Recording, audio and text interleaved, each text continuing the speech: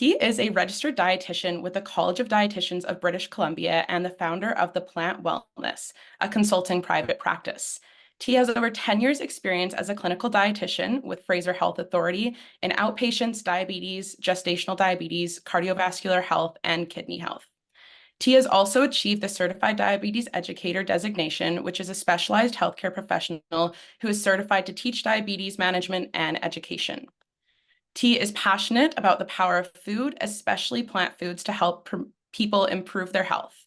In her private practice, she helps busy individuals to include more plant-based foods into their lifestyles in a sustainable and easy way. Whether you're vegetarian, vegan, or plant curious, Thi can help you improve your health and achieve your nutrition goals.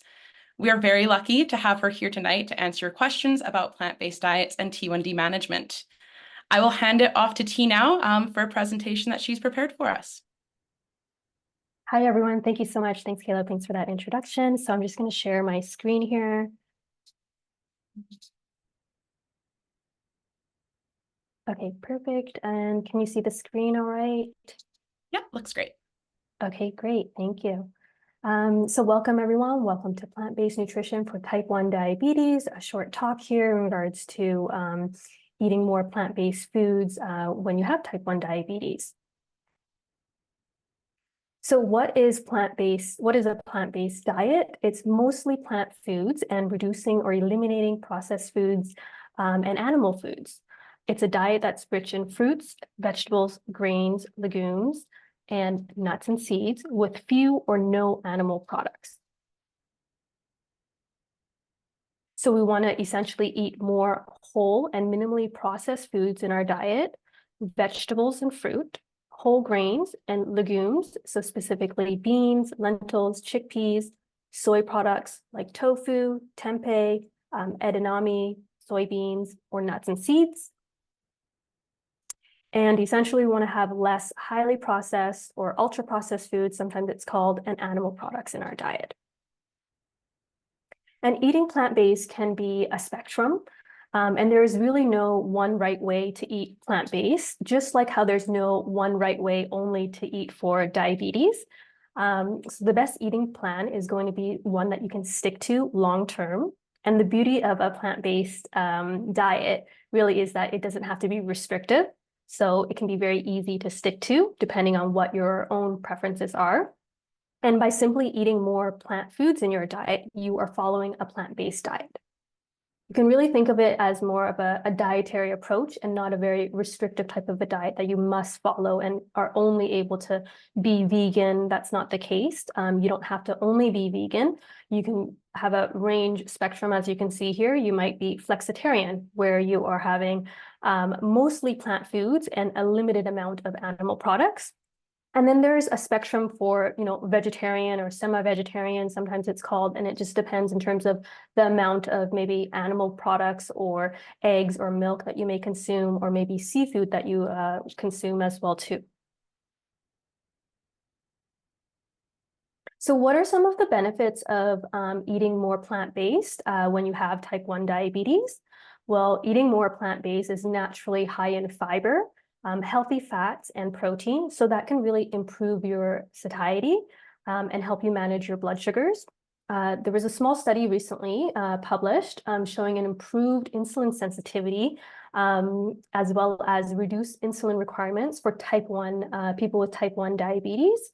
Of course, further research is required in this area to really confirm the findings, but it's really exciting time in terms of more research, especially for people living with type 1 diabetes and plant-based nutrition. So eating more plant-based foods can help you reduce your risk of chronic disease and diabetes-related complications. So potentially things like heart disease, kidney failure, so a variety of different chronic conditions that are of higher risk for people living with diabetes. Not specific to type 1 diabetes, but you can also improve your ecological footprint, as well as benefits in terms of cost savings for you. It is often a lot cheaper in terms of eating more plant-based foods in your diet. And we can talk about how you can do this. And of course, being just kinder to animals. So if you are getting started, what we do recommend, and not just for plant-based eating, but really healthy eating in general for people living with diabetes, really is to utilize Canada's Food Guide. And it's not different for someone with diabetes or not diabetes, but it is promoting lots of fruits and vegetables, high fiber type foods in the diet, as well as plant proteins in the diet. And so we can use this and adapt this for people with diabetes. So essentially, we want to aim for half of our plate, 50% or more of our meal to be more non-starchy vegetables. Of course, you can include fruit, but we're always looking to get more of the non-starchy vegetables over fruit in our meal. 1/4, 25% of our plate is going to be protein. And it can be a variety of different types of protein. It doesn't have to be just animal protein. So Canada's Food Guide is promoting a lot more plant-based type proteins in the diet. And then 1/4, 25% of your plate is grains and starches. These are your carbohydrates. And the recommendation is to choose more often whole grains in your diet.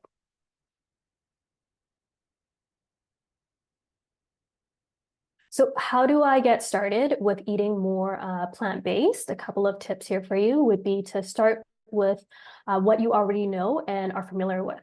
So by simply adding more fruits and vegetables to your diet, things that you are already familiar with, adding in things like nuts and seeds, and maybe whole grains. So instead of having like a white bread, maybe you're choosing more sprouted grain or whole grain types of breads.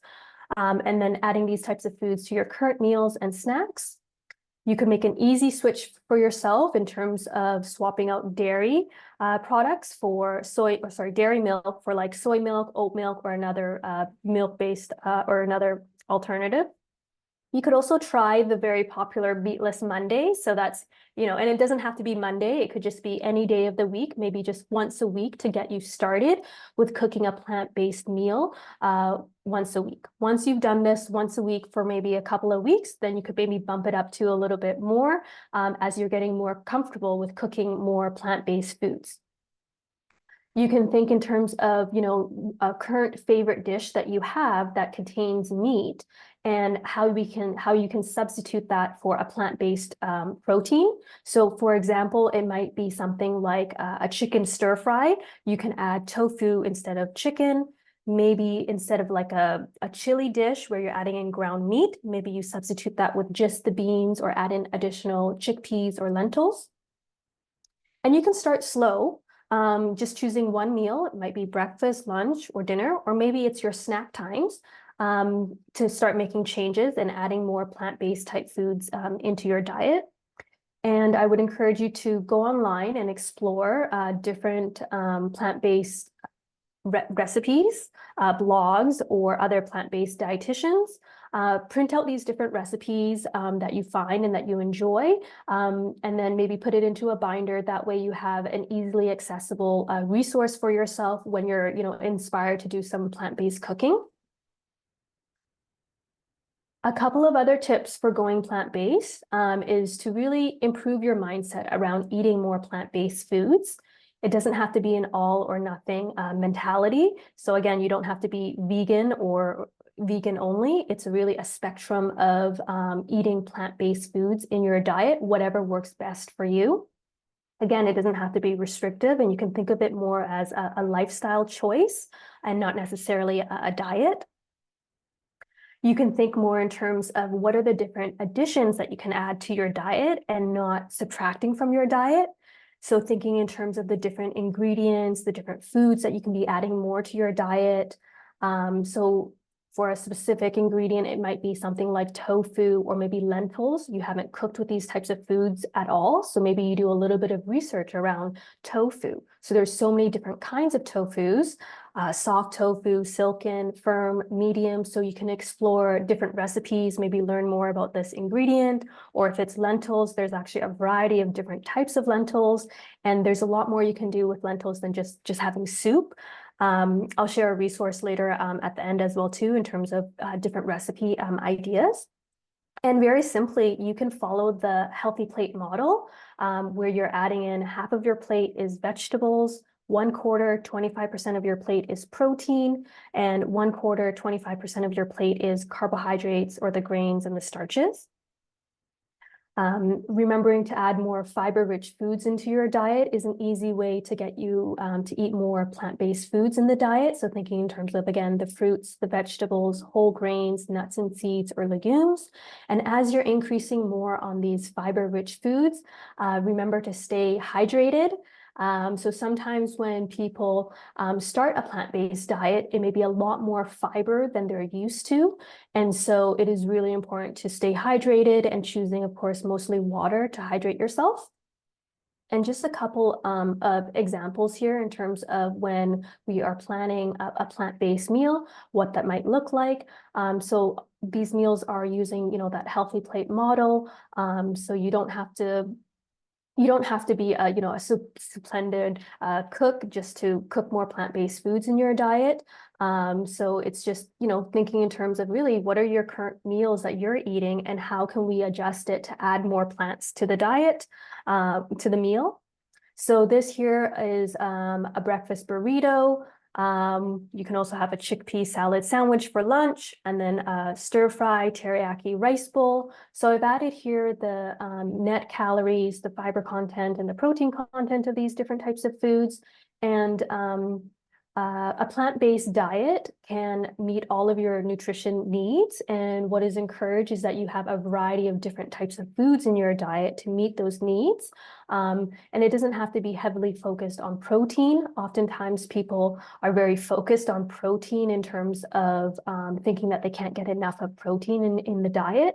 But you can see here in terms of this particular day, we've got a total of 154 grams of carbohydrates, 53 grams really of fiber, 53 grams of fat, and about 84 grams of protein in the diet here.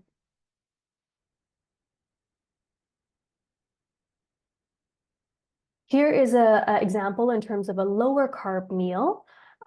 So this here, we've got a breakfast protein smoothie, a chia pudding for lunch, red lentil dal. So in this particular meal, particular day, we've got about 60 grams total in the day.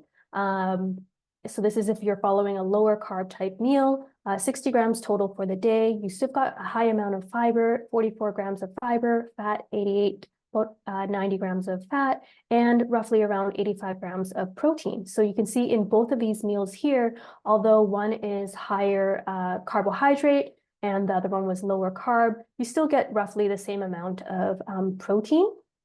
So as long as we're incorporating a variety of different foods in our diet, we are easily able to meet our requirements. So if you want to go online to Diabetes Canada, they do have some meal plans available as well too. So you'll see here, this one is not specific only to eating exclusively plant foods only, but it is predominantly plant-based in terms of most of the foods of the meals are containing plants. So this here would be a lower carbohydrate meal. I'm not sure if, sorry, it's so small here, but you can see in some of these meals here, the carb content is anywhere from about 15 grams to 30 grams.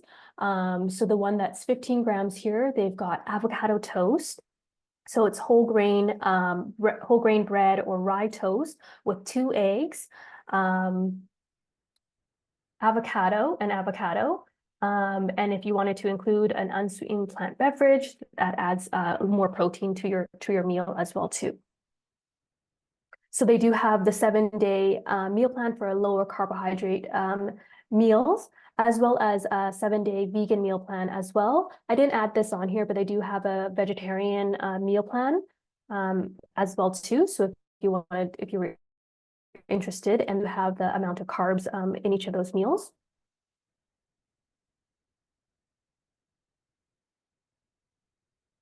So Diabetes Canada is definitely a really great resource in terms of getting more information around eating plant-based. It's not exclusively for plant-based eating, but you can get a lot of plant-based recipes.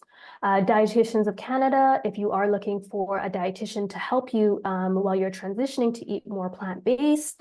Cookspiration is a website that was developed by Dietitians of Canada, and they do have a variety of different healthy recipes available. Again, not exclusively plant-based only, but a variety of different recipes available, as well as their nutrition information.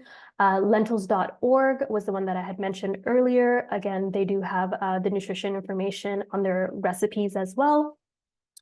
Similar with Pick Up Lime's website, so it is run by a dietitian.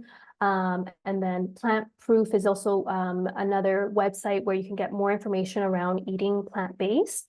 Plant U is another website blog, and that you can get more information, as she also has a cookbook available as well too in terms of eating more plant-based. And all of the ones that I've listed here do have the nutrition information available on their site. You can also utilize Chronometer, or maybe, if you've heard of like Calorie King or MyFitnessPal. So all of those different nutrition data analysis apps are available that you can use to help you with your carb counting.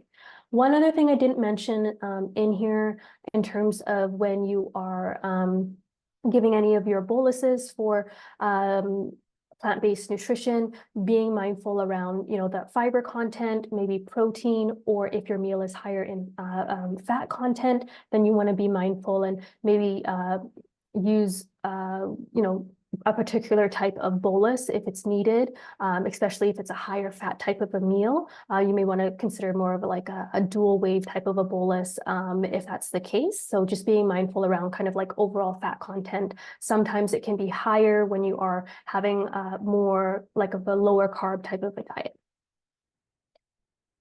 So that's the resources that I have available for you, and I can open it up for any questions. Awesome. Thank you, Thi, for such an informative presentation surrounding the plant-based options there. If you'd like to stop screen sharing now, I'll get into the questions, and we'll start with the Q&A that was submitted ahead of time by the audience, and we'll have them kind of grouped into different sections here. Awesome. Okay, so in our next question here, it was submitted from Anonymous, and it says, what proteins would you recommend for a plant-based diet? So a variety of different types of proteins in the diet, I would recommend. So not just sticking to only one type of protein only. So it might be from nuts and seeds, or legumes like lentils, beans, chickpeas, could be tofu, tempeh, seitan as well too. So that's like a wheat gluten. That I would say takes a little bit more knowledge around kind of like cooking with that type of an ingredient. And or you can also, I didn't talk too much about it, but you can also purchase, alternatives as well too. So maybe like meat substitutes or alternatives, just being mindful that, these are still going to be considered like ultra processed type foods, and that you're not relying on these foods only. But sometimes it's a nice or easier transition for people to try some of these different meat substitutes as they're learning to eat more plant-based type foods. Excellent, thank you. And Anonymous, if you were in the room, I can open it up for you to ask any follow-ups regarding that. All right, so our next question here is, what would be a good breakfast for someone with T1D? So definitely including protein and fiber in your diet. I would say, again, it also depends on, what are your food preferences, but maybe something like whole grain toast. If you're someone that likes to include eggs in your diet, then that's fine. Or adding in things like peanut butter, chia seeds, hemp heart seeds with the peanut butter as well too. So really thinking in terms of where can I add additional like protein into my meals as well too. So that can be easily done with like nuts and seeds, the chia seeds, etc., the hemp heart seeds, things like that. Other breakfasts that you can consider maybe things like oatmeal, but also like steel cut oats or rolled oats, but again, also incorporating protein. So really you want to incorporate protein in at every single meal. That's going to help you feel full and satisfied, and that can help curb spikes in your blood sugars. And just be mindful around, how many carbohydrates you're consuming and making sure that you're dosing, like pre-bolusing for these types of meals, and being mindful around your carb counting when you're doing that. Other types of breakfasts you can consider could also be things like the chia pudding that I had mentioned, can be a really easy one that you can also do overnight. As well as maybe even like a protein smoothie. And I added protein powder here, but you don't have to have a protein powder in your smoothie if you don't want to, as long as you're incorporating other protein foods. So you might add in things like nuts and seeds, or like a nut butter, or if you are open to dairy products, then it might be like a Greek yogurt or a cottage cheese. You can also add in actually tofu to your smoothies, and actually you don't really taste the tofu. That's actually one of the tips, actually, that if you are using tofu, you do need to flavor it. Eating it just plain or boiled is very bland, and I wouldn't recommend that. So always flavoring, unless you're using it as a protein boost for a smoothie. Otherwise, I would definitely flavor my tofu. Excellent. Thank you for that response. Did anyone want to ask any follow-ups regarding that question? No, I'm seeing a common trend here, and that's a lot of protein. Our next question here is from Anonymous as well, and it says, eating lower carb works well with my T1D management. I like being 25 or less carbs per meal, preferably 20 carbs or less. Many plant-based foods and recipes can be pretty high in carbs. Any tips on how to marry the two? Yeah, so just think in terms of what carbs you want to include in your diet, and how can you make substitutions or adjustments for those kind of things. So for example, if you're looking at maybe like a pancake recipe or something like that, you could maybe switch it out with like half of it could be like a whole wheat flour, or maybe like ground up your own like oats or like a buckwheat flour. So just, looking at whatever recipes that you're looking at and how you can make those lower carbs. The avocado toast that I had mentioned with the egg, can be a lower carb breakfast if you're just having one or two slices of toast, especially if you're choosing a whole grain or a sprouted grain type of a toast. So don't forget, the net carbohydrates, right? In sprouted grain and whole grain types of breads. You can find different breads with at least 3 or 4 grams of fiber or more in your diet. And really it's, portion controlling around how much you're having of these different carb foods. I've seen someone have maybe like a yams actually in the morning as a breakfast meal. So yams with like tahini and like nuts and seeds added onto that as well too. So I think just, explore a little bit more in terms of maybe low carb type recipes. There's lots out there and available of different recipes, different people providing different information around the low carb recipes. So just find maybe a person or dietitian that you like in terms of their website, and that can be helpful. Some of the websites that I mentioned in terms of the resources, they're not specifically all plant-based. So you do have to do a little bit of review in terms of which recipes and which ones would work for you. Excellent. Thank you. And did anyone want to follow up about that question? No. All right. So into our next one here.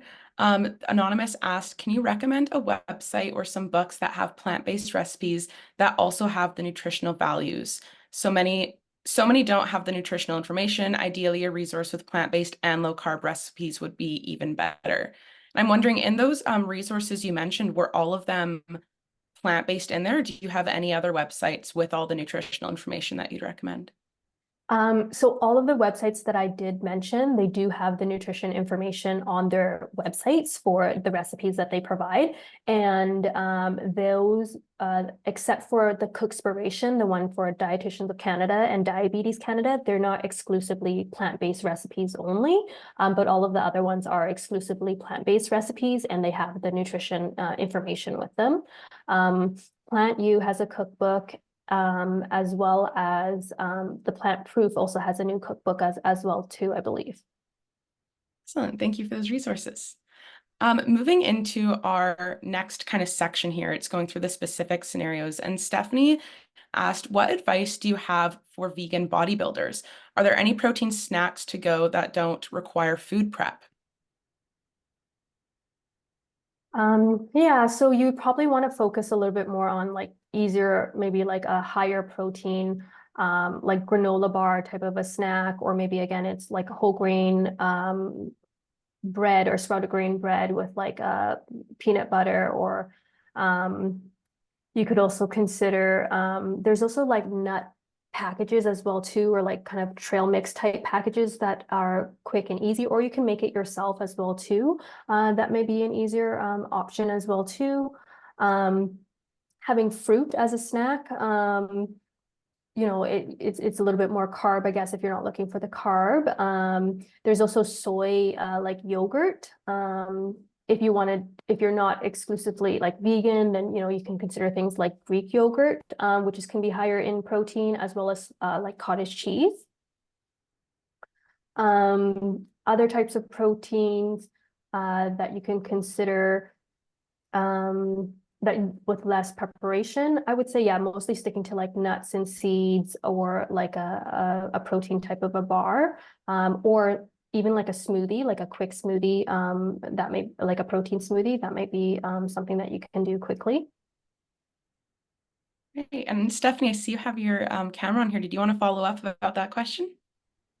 Yeah, so I'm finding that it's difficult to get like isolations of macronutrients. And what I mean by that is that if I want high carb, high protein, I'm also going to get high fat. I can't seem to find a way to make it lean. And so like the um, grams per serving of say like like a trail mix is going to be way higher in fat than it's going to be in protein. And I find that that's quite difficult to really hit that sweet spot. Like right now I'm eating quite a lot of protein, and a lot of cottage cheese and yogurt with my breakfast every day. And for me now it's fine, but I'm imagining that if I have clients in the future who say they're vegan and they want to get into something like bodybuilding, which is quite high carb and high protein, I don't feel like I have enough tools to advise them of how they can get protein without carbs, say like before workout. Because for me, like right now, I'll give you an example. Like I don't have I eat at 5 in the morning. I have my breakfast,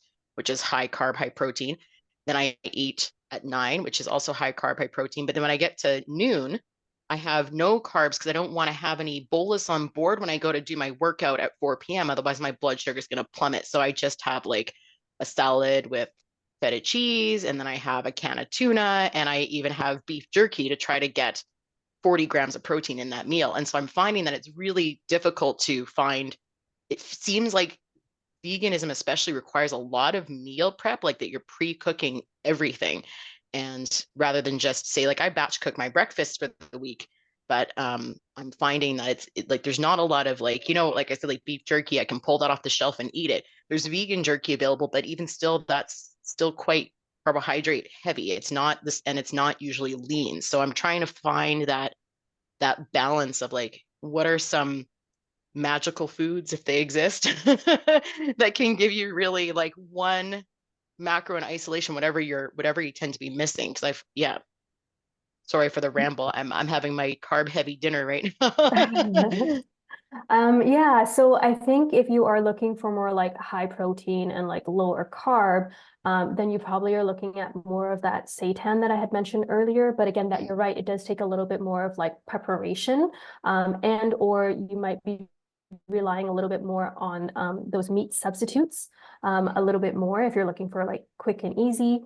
The meal plan that I shared earlier. So I mentioned like a breakfast, like a protein shake, which doesn't have to be breakfast, but can be any time of day or whatever it might be. And things like chia pudding as well too, where you can add in a little bit extra, things like hemp heart seeds, and like soy milk as well too, so to get higher amount of protein. So in that meal that I shared, or that meal plan that I shared, it was a day of like 85 grams of protein, and that was from the smoothie, chia pudding, and then having like lentils, having dal. And even when you're having that dal meal, it was dal with coconut milk and roti, and then soy milk. And total net carbs for that type of meal was around 34.5. So you can definitely tailor your meals how you need to, but you're right, you just have to be a little bit more mindful depending on what type of meal pattern that you're looking to have. And it might not be every single meal, you're not getting 30 grams of carbs every single meal. Maybe some meals are going to be a little bit more, or you could get other meals where it's a little bit less. So like the chia pudding type of like a lunch, like a lighter type of a lunch meal, it's actually 13.4 grams of net carbohydrates.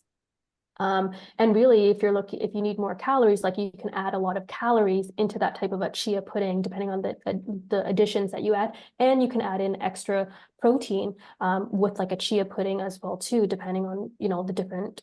If you're adding extra nuts, extra seeds, if you're using soy milk instead of like in that recipe, I used almond milk, but if I'm adding soy milk, that's like 8 grams of protein and very low carb in that type of a meal. Excellent. Stephanie, did you want to follow up at all? Yeah, I mean, I was just going to say that, like 80 grams of protein is half, but less than half of what I'm consuming in a day, right? Like I'm 80 kilos, so I'm having 2 grams of protein per kilogram of body weight per day. So I'm having like 230 grams of carbs and 170 grams of protein per day. And I'm losing weight. Like I'm eating like 2,500 calories a day, right? I wouldn't say that I'm the exception. I think most bodybuilders or people who are athletic are going to be quite bigger. And so they're going to have way more intense nutrition requirements. And I'm finding that a lot of the recommendations are for a sedentary population, which is fine. But how can we encourage physical activity 6 days a week or 7 days a week, like what's being recommended for type 1s, and also keeping in mind that we're making sure that we're eating enough, especially as we're aging, right? Like even someone who's sedentary, who's in their 60s, in my mind, should still be eating at least 1.5 grams of protein per kilogram per day to maintain their lean mass, right? So I'm just finding again, like I joined because I wanted to be inspired, right? I wasn't joining to grill you, right? I wanted to, because I want to know, I want to fill my head full of all the yummy vegan proteins and vegan options. And I know that, if I'm talking with other clients like myself who are working 50-hour weeks and exercising 6 days a week, how can we make this meaningful so that people don't feel like they have to think so much about what they're eating, right? The easiest change, like you said, is going to be stuff that you're already doing, right? How can we, add more vegetables or add more fruits? And that's a fantastic place to start. But how can we take it to the next level? I think and thank you for your question. I think for the majority of people in general, though, they're not bodybuilders. And so they can still get plant-based proteins into their diet and not need as high as, the 2.0 grams per kilogram, as you had mentioned. And for most people who are not, bodybuilding, oftentimes it's roughly actually around 0.8 to 1.0 grams. And so for people with diabetes who are not bodybuilding, their requirements are not necessarily higher. It's still 0.8 to 1.0 grams per kilogram. But you're right, in terms of if you are bodybuilding and you need to increase your protein, increase your calorie amount, if you are eating more plant-based foods, you do need to eat a larger volume. So versus if you were having like a more meat-centric diet. So when you're having a more plant diet and you're needing very high amounts of protein and very high amounts of calories, you do need to eat a larger volume. Okay, thank you.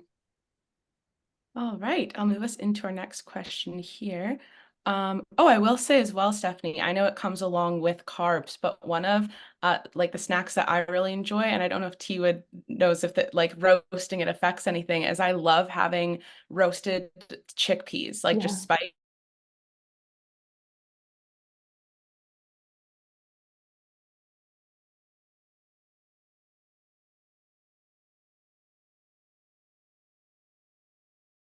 Lentils as well too, like roasted lentils as a snack, as well as it's being like commercialized now as well too. Like you can purchase like roasted chickpeas or like roasted lentils as well too, as a snack. Yeah.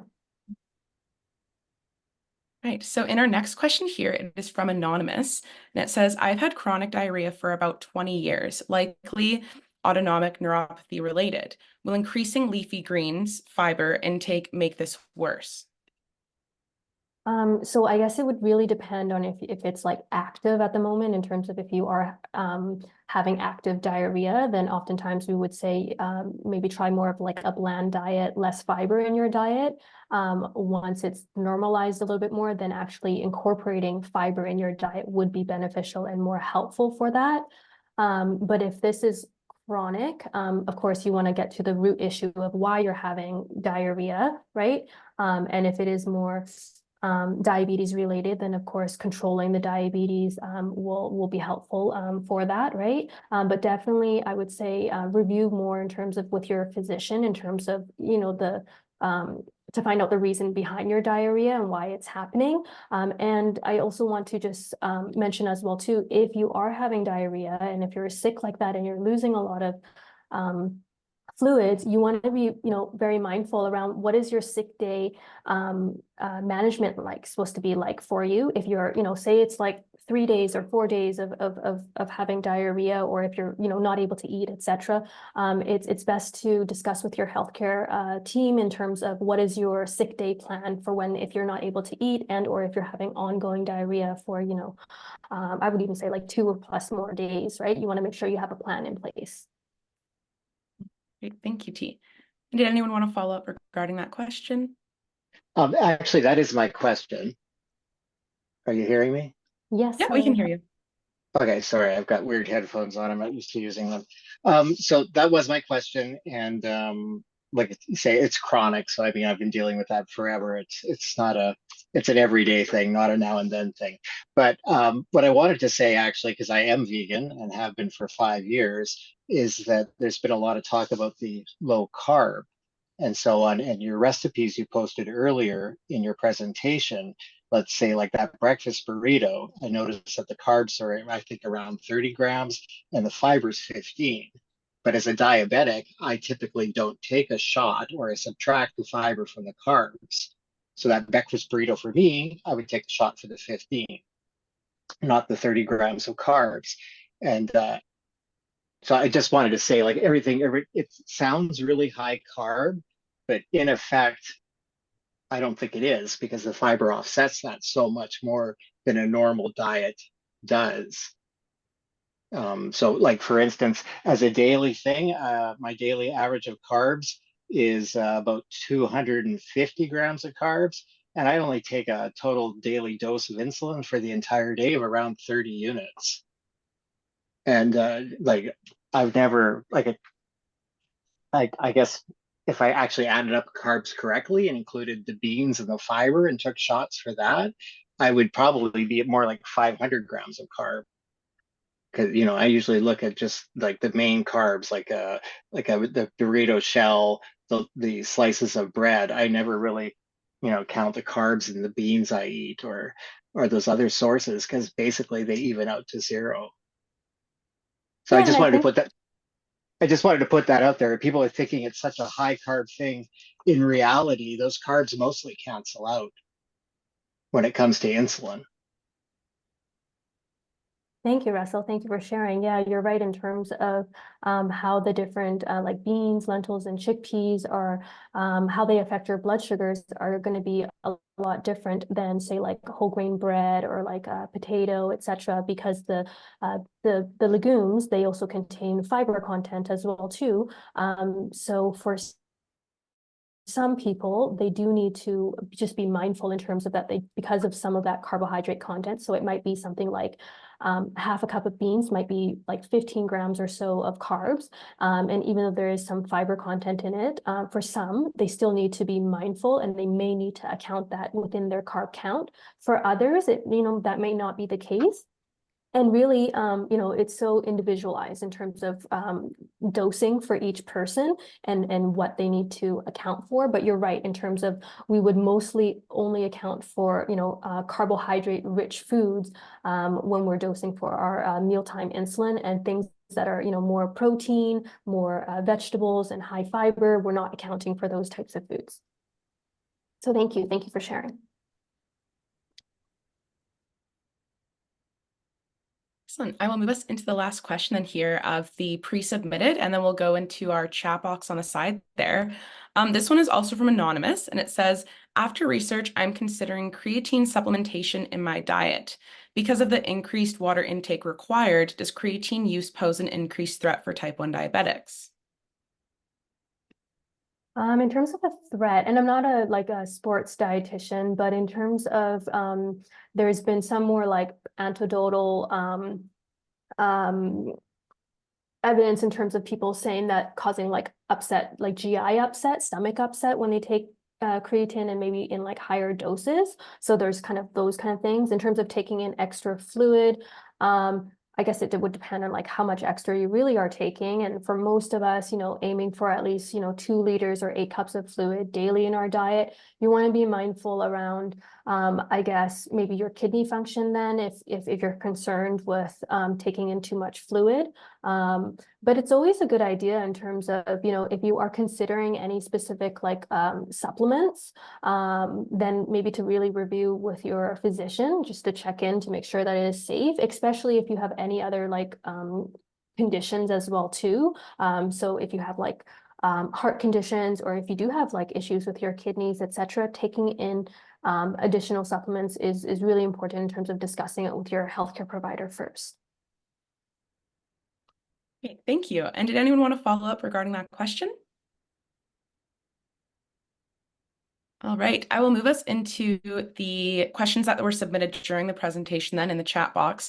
I see that in the first one here from Lizanne, it was regarding any recommendations surrounding the blogs or websites, which we went over. So I'll go into the next. There was a comment from Ed, and I'll kind of link that in with one that came in from Faith. So Ed says it seems like a lot of fat in some of these meals, given that fat increases insulin resistance. And with that, Faith asked, what's a healthy daily protein to fat ratio? So it is definitely a range. So typically, and again, it's not different for if you have diabetes versus if you don't have diabetes, and the general range that is recommended for most people in terms of fat would be like 20 to 35% for fat content, or like distribution in terms of their overall intake. And for protein, it can be anywhere from, and it's a range depending on what your specific maybe like goals may be. So it could also be 10 to 35% for protein. So it really is a range depending on what your, I guess, goals are. Great, thank you. And Ed or Faith, did either of you want to follow up regarding that question or questions? No? All right, I'll move into our next question here from Janelle. Janelle says, hi, Ty. What plant-based protein source do you recommend that is soy-free? My hubby is allergic, so a lot of options such as tofu are out of the question. You can also, and I forgot to mention this too, but you can also even consider like legume-based maybe pastas where they give you extra protein. So that may be like an edamame pasta, like soybean, or sorry, is that soybean? You don't want that. It can be like a lentil pasta, or like a black bean pasta. So that can be an option. And of course, those legumes as well too as a protein choice. So black beans, kidney beans, lentils. You can also consider things like nuts and seeds in the diet, like peanut butter, almond butter, sunflower, tahini, those kind of things. Oat milk is not as high as soy milk in terms of protein, but that would be one that you could consider for about, I think, you can get in from 4 to 6 grams of protein per cup. Choosing grains that are maybe a little bit higher in protein, so maybe even like quinoa in the diet as well too.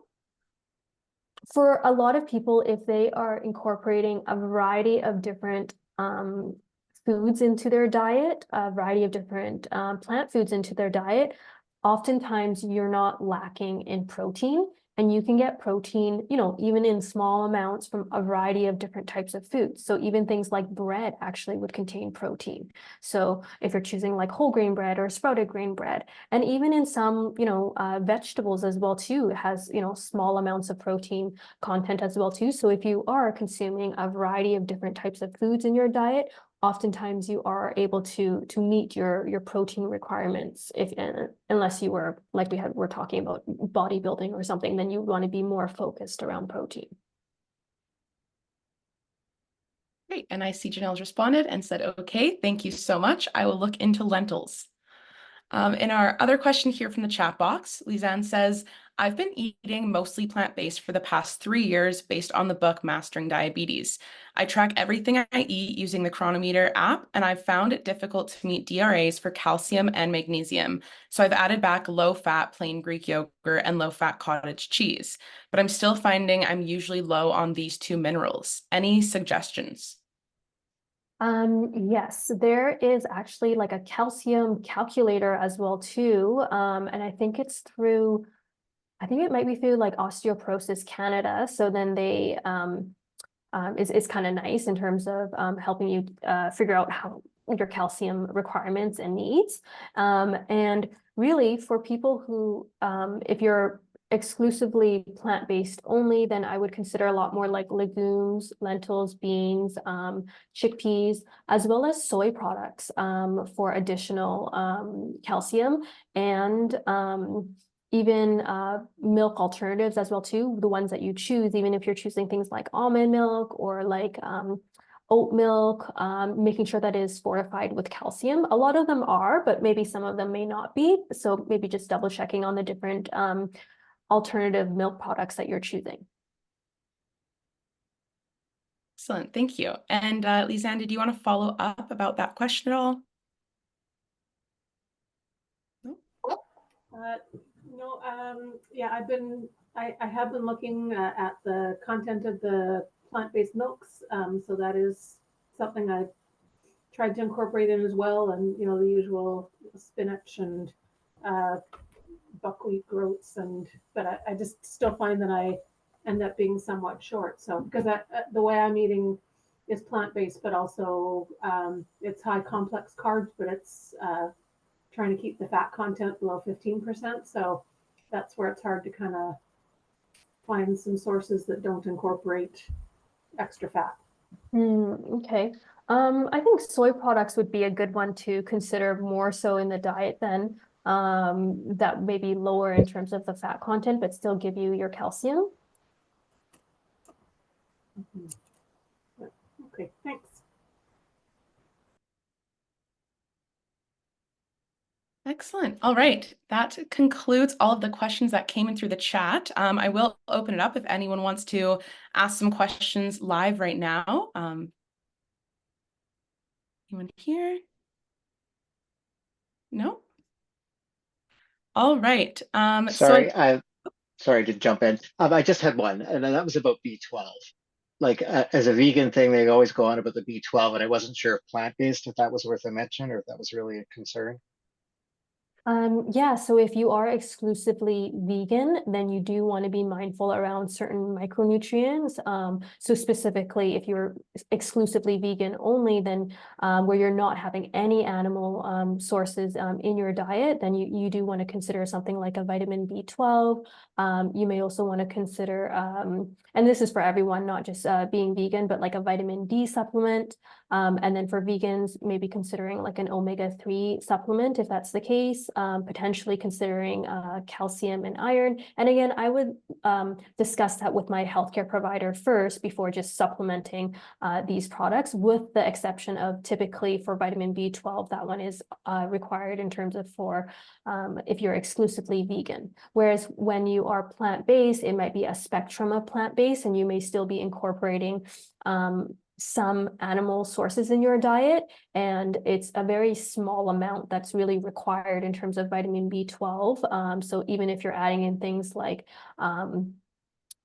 milk, or if you're having eggs or dairy, you may be able to get your vitamin B12 needs. But if you're exclusively vegan only, then that's where you would want to be more mindful around micronutrient supplementation.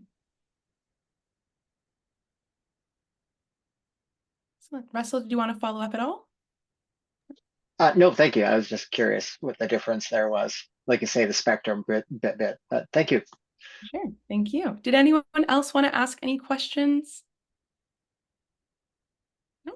All right. Well, I do have an announcement here before we go into closing remarks, and that is that JDRF launched the Mental Health Plus Diabetes Canada directory in September 2023, and it is actively expanding.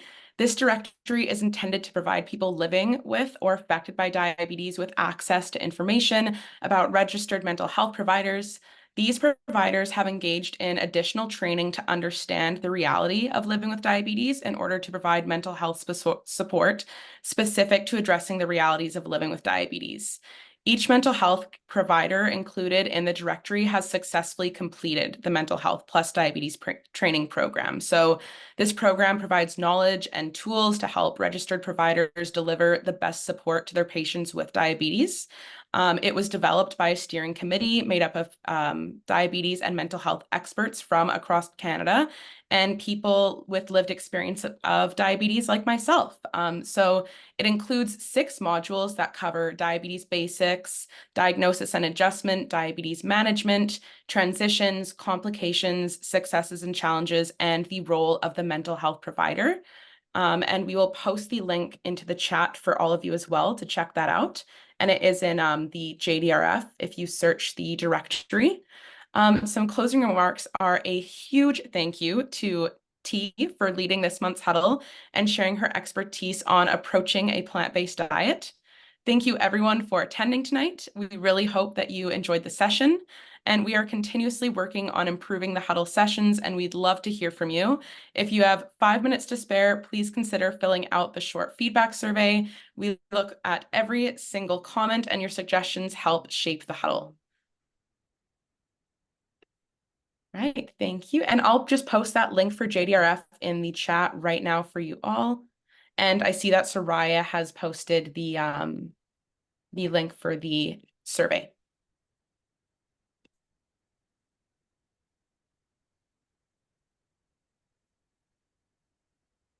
Okay. Thank you. Thank you so much. I learned so much about everything through everyone's questions and all of the ideas. And I have some chia seeds, so I feel like now I have to make a chia seed pudding. It's so easy. Yeah. It's interesting though. I feel like there was stuff going around surrounding like negativity with soy products, and I've always been someone who's loved like soy milk. So it was good to hear how much it was in those recommendations for protein, because that's what I would use for chia pudding. And I find oat is a bit more like bit higher carb, whereas soy is a great one. So it's good to know that that's something that you kind of recommend in the diet as a dietitian with suggesting plant-based nutrition. Yeah, absolutely. Thanks, everyone. Bye now. Thank you. Lovely meeting you.